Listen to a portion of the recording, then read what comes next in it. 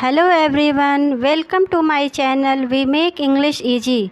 दोस्तों, आज के इस वीडियो में आप मेरे साथ सीखने वाले हैं इंग्लिश के most important idioms and phrases जो हर एग्ज़ाम्स में आते हैं। तो मैं अपने इस वीडियो में ईडियम्स एंड फ्रेजेज की मीनिंग के साथ साथ उनको वाक्य में हम कैसे प्रयोग करते हैं ये मैं आपको सिखाऊंगी। तो आइए शुरू करते हैं ईडियम्स एंड फ्रेजेज। तो हमारा पहला ईडियम है a bed of roses means easy, अर्थात फूलों की सेज। तो आइए देखते हैं कि इसका हम वाक्य में प्रयोग कैसे करते हैं। तो after his father's demise life was not a bed of roses for him but very hard. मतलब कि उसके पिता की मृत्यु के बाद उसकी लाइफ जो थी वो फूलों की सेज नहीं थी, यानी कि आसान नहीं थी बल्कि बहुत ही कठिन थी।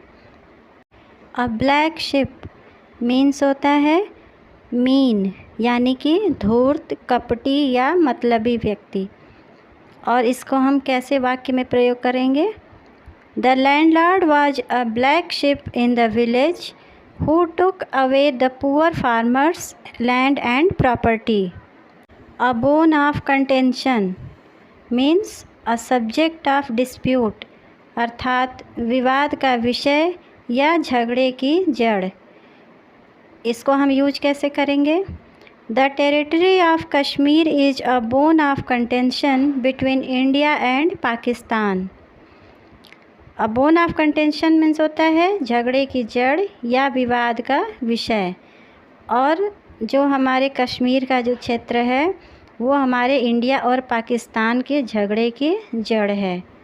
वैसे ही a cat and dog life means a quarrelsome life, अर्थात कलहपूर्ण जीवन।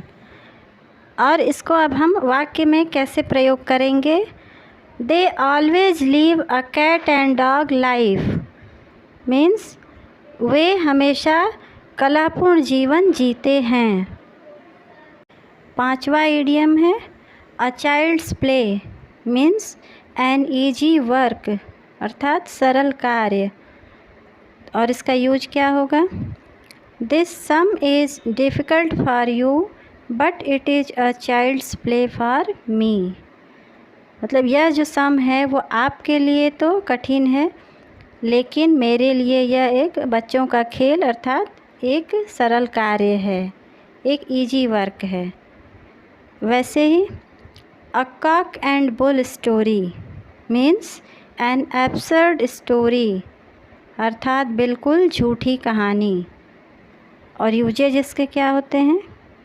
Nobody believed his Kock and bull story that he had seen a ghost. मतलब कोई भी व्यक्ति उसकी इस झूठी कहानी पर विश्वास नहीं करता है कि उसने एक भूत को देखा। अगला है above board means honest, Frank. और इसको हिंदी में हम ईमानदार या स्पष्ट भी कहेंगे। और इसको हम वाक्य में कैसे प्रयोग करेंगे। My father's dealing with his clients are always frank and above board. फिर आठवां है add fuel to the fire. Add fuel to the fire means to increase anger, यानी कि नाराज़गी को और बढ़ाना, आग में घी डालना। उसका यूजेज कैसे हम करेंगे।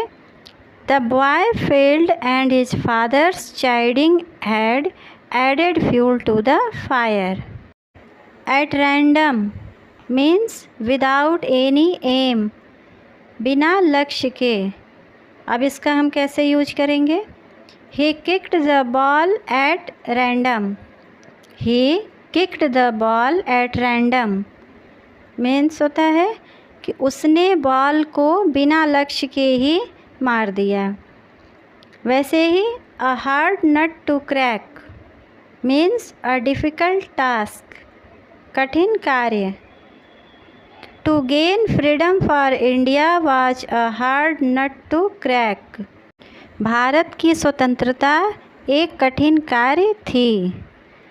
Eight the 11th hour means at the last moment, अंतिम समय पर।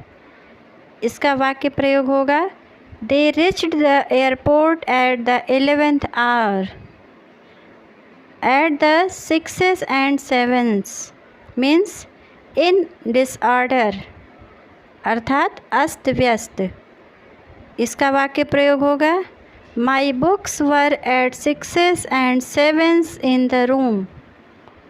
Eight daggers drawn means bitter enmity, means होता है कटु शत्रुता यानी कि कट्टर दुश्मन। तो इसका यूज हम कैसे करेंगे, America and Iraq are at daggers drawn these days.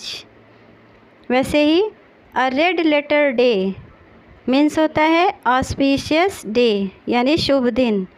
तो हमारे देश के लिए, हमारे कंट्री के लिए कौन सा शुभ दिन है, 15 अगस्त, 26 जनवरी।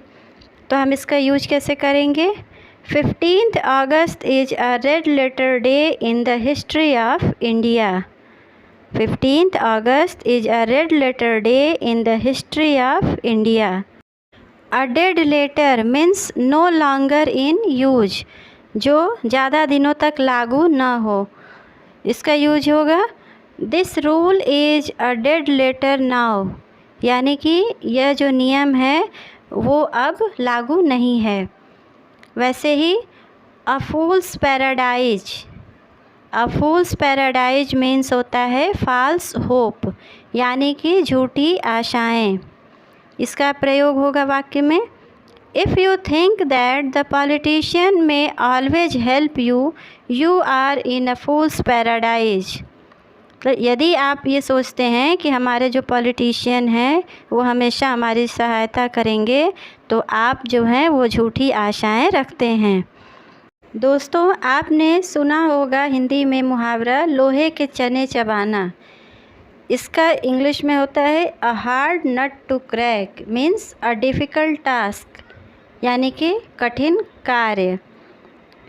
तो इसका हम वाक्य प्रयोग कैसे करेंगे, to gain freedom for India was a hard nut to crack. To gain freedom for India was a hard nut to the crack. अगला है ह्यू एंड क्राई।